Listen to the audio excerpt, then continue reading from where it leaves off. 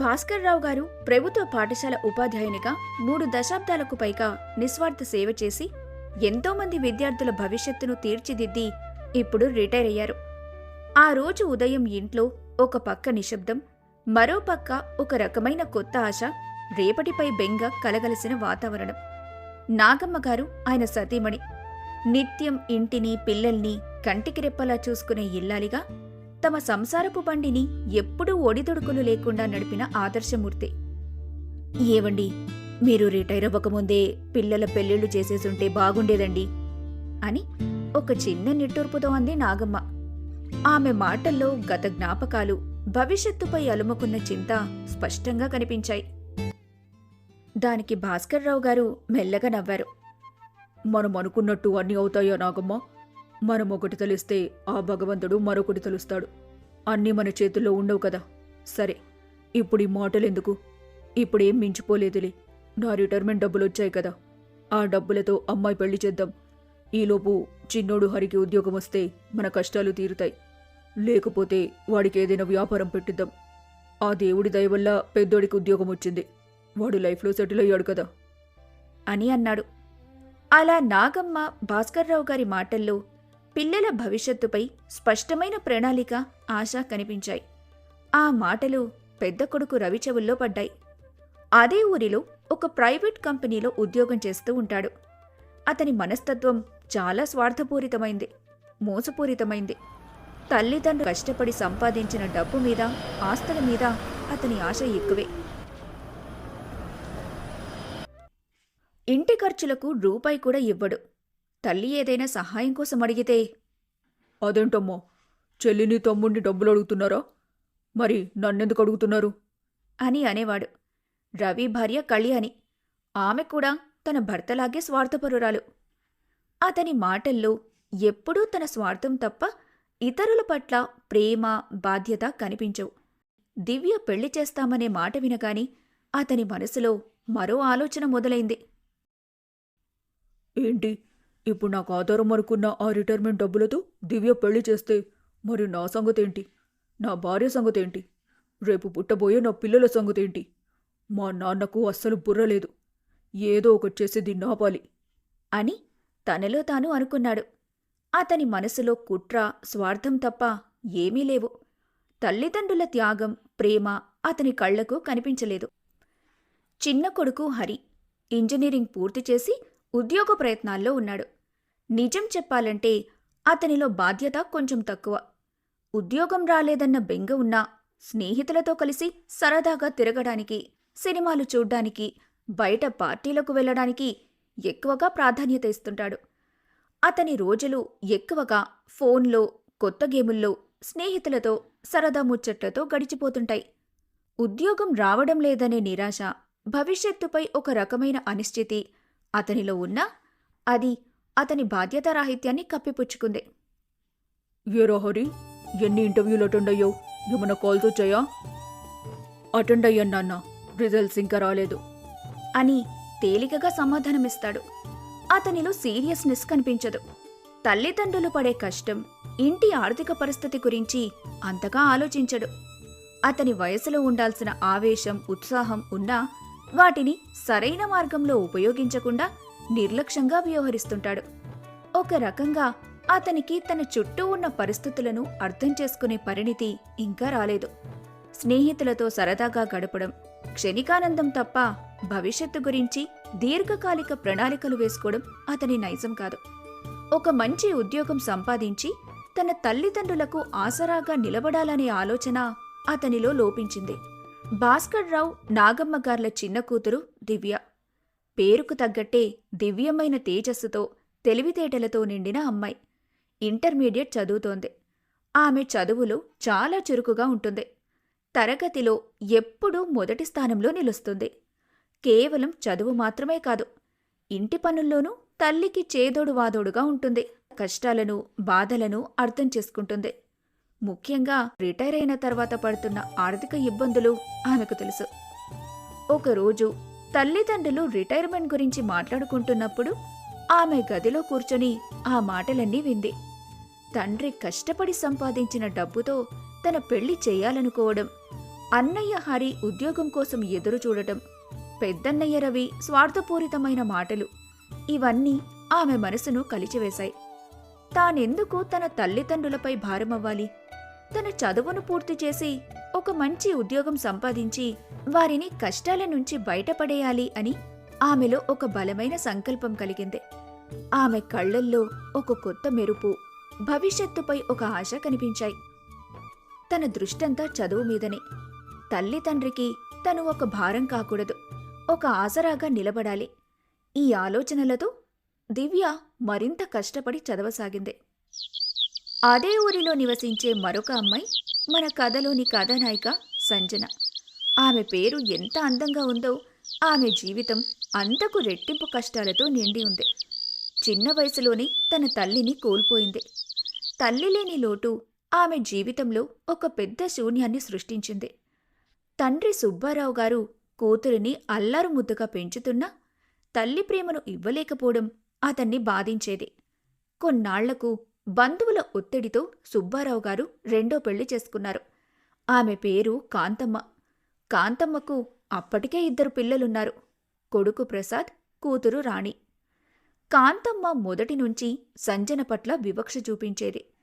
ఇంట్లో తన పిల్లల పట్ల ఒకలా, సంజన పట్ల మరొకలా ప్రవర్తించేది. సంజనకు అదనపు పనులు చెప్పడం, అకారణంగా నిందించటం, తిట్టడం ఆమెకు అలవాటైంది. ప్రసాద్, రాణి కూడా తల్లిదారిలోనే నడుస్తూ సంజనను చిన్నచూపు చూసేవారు, ఆట పట్టించేవారు. ఈ వేధింపులు సంజనను మానసికంగా చాలా కృంగదీశాయి.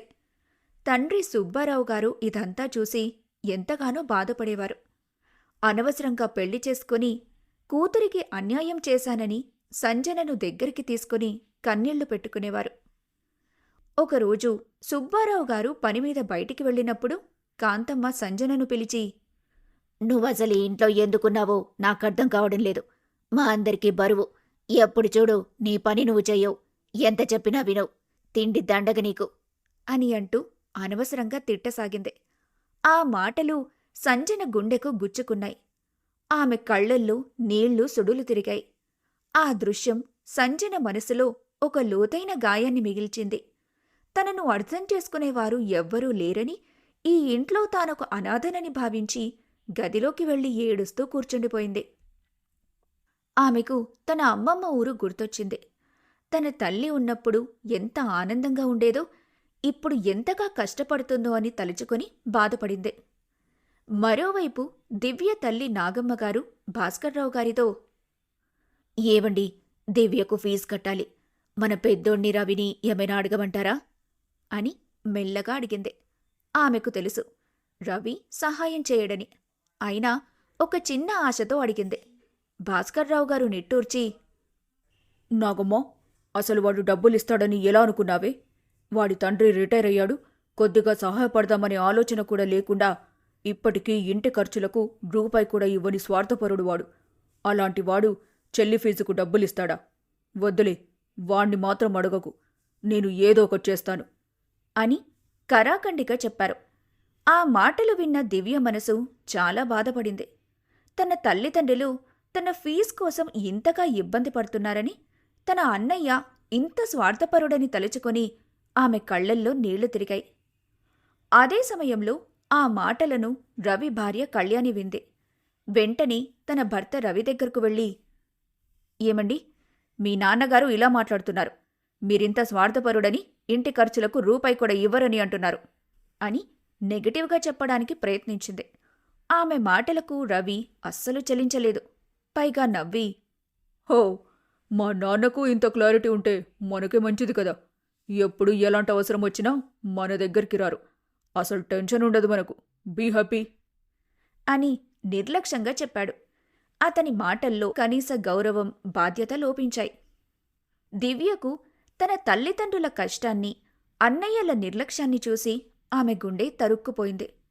తను ఏదో ఒకటి చేయాలని, ఆ పరిస్థితి నుంచి వారిని బయటపడేయాలని ఆమె మనసులో బలంగా అనుకుంది.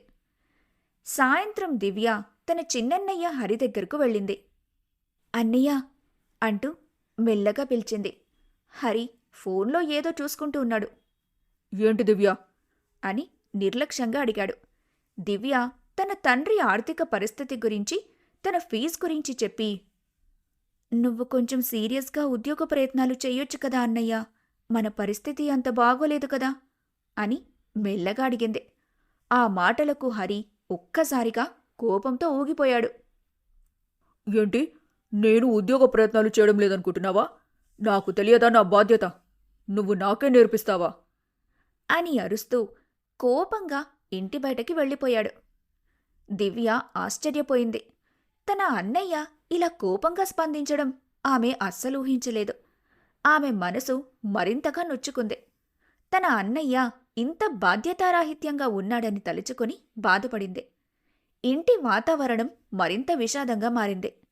అందరిలోనూ ఒక రకమైన నిరాశ, భవిష్యత్తుపై బెంగ అలుముకున్నాయి. కాని దివ్య మాత్రం తన లక్ష్యం సాధించి తన తల్లిదండ్రులకు ఆసరాగా నిలబడాలనే దృఢ సంకల్పంతో ఉంది. ఈ పరిస్థితులన్నీ ఆమెను మరింత దృఢంగా మార్చాయి. ఇక ఇటు కాంతమ్మ పెట్టే బాధలు సంజనకు రోజురోజుకు మితిమిరిపోతున్నాయి. ఇంట్లో అందరికీ వండిపెట్టినా, అంట్లు తోమినా సంజనకు దక్కేది విమర్శలు. ఒకరోజు కాంతమ్మ అన్న మాటలు సంజనను బాగా ఆలోచింపజేశాయి. "ఎన్నాళ్ళిలా తండ్రి సంపాదన మీద కూర్చొని తింటావు? నీకంటూ ఒక ఆధారం ఉండక్కర్లేదా?" అన్న ఎత్తిపొడుపు మాటలు సంజనలో ఆత్మగౌరవాన్ని తట్టిలేపాయి. తను కేవలం ఇంట్లో ఉండి ఏడవటం వల్ల సమస్య పరిష్కారం కాదని ఆమెకు అర్థమైంది. ఒక సాయంత్రం తండ్రి సుబ్బారావు గారు అలసిపోయి ఇంటికి రాగానే సంజన ఆయనకు మంచినీళ్లందించి మెల్లగా తన మనసులోని మాట చెప్పింది. "నాన్నా, నేనిలా ఖాళీగా ఇంట్లో ఉండటం వల్ల పిన్నితో మాటలు పడాల్సి వస్తోంది. మన ఊర్లోనే ఉన్న ప్రైవేట్ స్కూల్లో టీచర్ పోస్ట్ ఖాళీగా ఉందని తెలిసింది. నేను వెళ్ళి ఆ ఉద్యోగంలో చేరుతాను నాన్నా" అని అంది. సుబ్బారావు గారి కళ్లల్లో ఒక రకమైన బాధ కలిగింది. కాని ఇంట్లో కాంతమ్మ పెట్టే నరకం నుండి సంజనకు కొంచెం ఉపశమనం లభిస్తుందని భావించి, సరేనమ్మా, నీ ఇష్టం. నీకూడా కొద్దిగా కాలక్షేపమవుతుంది. కనీసం రోజంతా ఈ నరకంలో ఉండకుండా బయట గడుపుతావు. నీ నిర్ణయం నాకు సంతోషమే అన్నారు. అలా సంజన ఒక ప్రైవేట్ స్కూల్లో టీచర్గా చేరింది. ఆ ఉద్యోగం ఆమెకు కేవలం జీతాన్ని మాత్రమే కాదు, ఒక కొత్త ఆత్మవిశ్వాసాన్ని కూడా ఇచ్చింది. భాస్కర్రావు గారి ఇంట్లో పరిస్థితులు నివురుగప్పిన నిప్పుల్లా ఉన్నాయి. ఒక ఆదివారం ఉదయం భాస్కర్రావు గారు పేపర్ చదువుతుండగా రవి వెళ్ళి ఆయన ముందు కూర్చున్నాడు. "నాన్న, నాకీ ప్రైవేట్ ఉద్యోగం బోర్ కొట్టింది. ఎన్నాళ్ళిలా వేరేవాడి కింద పనిచేస్తాం. నేనొక పెద్ద బిజినెస్ చేయాలనుకుంటున్నాను. దానికి భారీగా పెట్టుబడి కావాలి" అని అన్నాడు రవి. భాస్కర్రావు గారు కళ్ళజోడు సరిచేసుకుంటూ, "వద్దురా రవి, ఉన్న ఉద్యోగం బాగానే ఉంది కదా. బిజినెస్ అంటే రిస్క్. ఈ సమయంలో అంత డబ్బు ఎక్కడ్నుంచొస్తుంది" అని అడిగారు. దానికి రవి విసుగ్గా, "నా ప్రాబ్లమ్స్ నాకుంటాయి. అవన్నీ మీకు చెప్పాల్సిన అవసరం లేదు. నాకు డబ్బు కావాలి, అంతే" అని అన్నాడు. "అయితే నన్నెందుకు అడుగుతున్నావు? నీ దగ్గరుంటే పెట్టుకో" అని భాస్కర్రావు గారు సీరియస్ అయ్యారు. రవి అసలు రంగు బయటపెడుతూ, "ఆ డబ్బు నా బిజినెస్కిస్తే నేను సెటిల్ అవుతాను" అని తేల్చి చెప్పాడు. ఆ మాట వినగానే భాస్కర్రావు గారి కోపం నశాళానికంటింది. "ఏరా, నీకు ఆ డబ్బులిచ్చేస్తే మరి నీ చెల్లి పెళ్ళి ఎలా? నీ తమ్ముడు హరి భవిష్యత్ ఏంటి?" అని గట్టిగా అడిగారు. రవి హేళనగా నవ్వుతూ, వాడి గురించి ఎందుకు నాన్నా? వాడు తిరుగుబోతు. వాడికి భవిష్యత్తు మీద ఆశే లేదు. మీరు బ్రతుకున్న రోజులు ఎలాగో వాణ్ణి మేపుతారు కదా. ఇక చెల్లి పెళ్ళంటారా? ఏ తలకమాసినోడ్ను ఇచ్చి కట్టబెడితే సరిపోతుంది. దానికి లక్షలు ఖర్చు చేయడం దేనికి? అని నీచంగా మాట్లాడాడు. పక్కనే ఉన్న నాగమ్మ, "రవి, నీ చెల్లి గురించిలా అనడానికి నీకు నోరెలా వచ్చిందిరా?" అని మందలించింది. కాని రవి ఆగలేదు. తండ్రితో ఘోరంగా వాదించడం మొదలుపెట్టాడు. ఆ గొడవ పెద్దదైంది. రవి అన్న మాటలు, అతని స్వార్థం భాస్కర్రావు గారిని మానసికంగా కుంగదీశాయి. గుండెమీద చెయ్యి వేసుకొని ఆయన అక్కడే కుప్పకూలిపోయాడు. అది తీవ్రమైన హార్ట్అటాక్. ఆస్పత్రికి తీసుకెళ్లేలోపే ఆయన ప్రాణాలు అనంతవాయువుల్లో కలిసిపోయాయి. ఇల్లంతా నిశ్శబ్దం ఆవరించింది. భాస్కర్రావు గారు ఇక లేరనే వార్త ఆ కుటుంబాన్ని చిన్నాభిన్నం చేసింది. కాని రవిలో మాత్రం కనీస పశ్చాత్తాపం లేదు. ఛీ, ఆ ప్లాట్లేవో నా పేరున రాసి చావచ్చు కదా. ఇప్పుడు ఆ డబ్బులు ఎలా వస్తాయి? అని తనలో తాను గొణుక్కుంటున్నాడు. ఇంతటి క్రూరుడు ఆ ఇంట్లో పుట్టడం ఆ కుటుంబం చేసుకున్న పాపం. భాస్కర్రావు గారి మరణం తర్వాత ఆ ఇల్లు ఒక నరకంలా మారింది. నాగమ్మ గారికి వచ్చే నెలవారీ పెన్షన్ మీద రవి కన్నుపడింది. ప్రతీ నెల పెన్షన్ రాగానే ఆమెను హింసించి బలవంతంగా ఆ డబ్బులు లాక్కునేవాడు. రిటైర్మెంట్ డబ్బులు, అలాగే దివ్య పెళ్లి కోసం అమ్మకుండా ఉంచిన ప్లాట్స్ ఇవ్వడానికి నాగమ్మ ఒప్పుకోకపోయినా పెన్షన్ డబ్బులతోనే రవి తన జల్సాలు తీర్చుకునేవాడు. దీనివల్ల ఇంటి ఖర్చులకు, దివ్య చదువుకు పైసా లేకుండా పోయింది. ఇక పెద్ద కోడలు కళ్యాణి అసలు స్వరూపం బయటపడింది. భర్తలేని అత్తగారిని ఎంతో చులకనగా చూడటం మొదలుపెట్టింది. అత్తయ్య, టీ నా బెడ్ దగ్గరికే తీసుకురా, అలాగే నా గది కూడా శుభ్రం చేసేయి అని ఆజ్ఞాపించేది. నాగమ్మగారు కన్నీళ్లు పెట్టుకుంటూ ఆ పనులన్నీ చేసేవారు. ఒకరోజు దివ్య తట్టుకోలేక, వదినా, అమ్మనెందుకలా బాధిస్తావు? ఆవిడ వయసేంటి, నువ్వు చేయించుకునే పనులేంటి అని నిలదీసింది. దానికి కళ్యాణి, రవి ఇద్దరూ కలిసి దివ్యపై విరుచుకుపడ్డారు. నీ ఫీజులే కట్టలేకపోతున్నాం, మళ్ళీ నీకు మాటలొకటా అంటూ తన నోరు మూయించారు. ఇన్ని గొడవలు జరుగుతున్నా హరి మాత్రం తనకేమీ తెలియనట్టు ప్రవర్తించేవాడు. తండ్రి చనిపోయినా అతనిలో మార్పు రాలేదు. ఉదయాన్నే వెళ్లడం, రాత్రికి రావడం. ఇంట్లో ఏం జరుగుతుంది, అమ్మ ఎలా ఏడుస్తోంది, చెల్లి పరిస్థితేంటి అనేవి అతనికి అనవసరం. తన స్వార్థం, తన స్నేహితులు తప్ప హరికి ఇంకేమీ పట్టడం లేదు. ఆ ఇల్లు రోజురోజుకు అశాంతికి నిలయంగా మారుతోంది. ఒకరోజు ఉదయం హరి పాత అలవాటు ప్రకారం నిద్రలేచి స్నేహితులతో బయటికి వెళ్లడానికి సిద్ధమయ్యాడు. జేబులో ఒక్క రూపాయి కూడా లేదు. మెల్లగా వంటగదిలోకి వెళ్లి తల్లి నాగమ్మను పిలిచాడు. అమ్మా, బయట కొంచెం పనుంది, ఒక 500 ఇస్తావా అని అడిగాడు. ఆ మాట వినగానే నాగమ్మ కళ్లల్లో నీళ్లు తిరిగాయి. ఆవిడ నిస్సహాయంగా హరివంక చూసి, నాయనా హరి, నా దగ్గర పైసా కూడా లేదురా. మీ నాన్న పోయినప్పటినుండి నా పరిస్థితి నీకు తెలిసిందే కదా. ప్రతి నెలా వచ్చే పెన్షన్ రాగానే మీ అన్నయ్య బలవంతంగా లాక్కుంటున్నాడు. ఇంట్లో కూరగాయలకు, పప్పులకు కూడా నేను వాణ్ణడుక్కునే పరిస్థితి వచ్చిందిరా అని కన్నీళ్లు పెట్టుకుంది. అంతలో కళ్యాణి హాల్లో నుంచి వంటగదిలోకి ఉగ్రరూపంతో ప్రవేశించింది. నాగమ్మ అన్న మాటలు ఆమె చెవుల్లో పడ్డాయి. ఏమన్నావత్తయ్యా? మీ పెన్షన్ డబ్బులు మేమే తింటున్నామా? అయితే మరి ఇంట్లో పొద్దున్నే లేచినప్పటినుండి రాత్రి దాకా మీరు ముగ్గురు 3 పూటలా మెక్కుతున్నారే, ఆ బియ్యం, పప్పులు ఆకాశం నుండి ఊడిపడుతున్నాయా? నా భర్త కష్టపడి తెచ్చిన డబ్బుతో తింటూ మళ్ళీ ఆయన మీదనే చాడీలు చెప్తారా అంటూ నోటికి వచ్చినట్టు తిట్టటం మొదలుపెట్టింది. పక్కన్నే నిలబడి ఉన్న హరిని చూసి వెక్కిరిస్తూ, ఎందుకు పనికిరాని ఎద్దులా పెరిగావు? వయసు వచ్చి ఇన్నేళ్లైనా ఇంకా తల్లిని డబ్బులు అడుక్కోడానికి సిగ్గనిపించడం లేదా? నీకు బుద్ధుంటే మీ అన్నయ్య సంపాదన మీద పడి తినడం మానేసి బయట ఏదైనా పని చూసుకోవచ్చు కదా. ఇంకోసారి నా భర్త గురించి ఏమైనా అంటే మాత్రం మర్యాదగా ఉండదు అని పదజాలంతో విరుచుకుపడింది. ఆ మాటలు హరి చెవుల్లో సీసం పోసినట్లయ్యాయి. ఇన్నాళ్ళు తను గాలికి తిరుగుతూ ఉండటం వల్ల తన తల్లికి ఈరోజు ఇలాంటి అవమానం జరుగుతోందని హరికి మొదటిసారి అర్థమైంది. కళ్యాణి అన్న మాటలకు హరి గుండె రగిలిపోయింది. ఆ కోపం కళ్యాణి మీద కంటే తన చేతకానితనం మీద తనకు ఎక్కువగా వచ్చింది. తండ్రి ఉన్నప్పుడు తను ఎంత నిర్లక్ష్యంగా ఉన్నాడో, ఆ నిర్లక్ష్యం ఈరోజు తన తల్లిని ఎంతటి అల్లాటప్పా మాటలు పడేలా చేసిందో తలుచుకొని హరి కళ్లల్లో కన్నీళ్ల సుడులు తిరిగాయి. ఒక్క మాట కూడా మాట్లాడకుండా హరి అక్కడ్నుంచి గదిలోకి వెళ్ళిపోయాడు.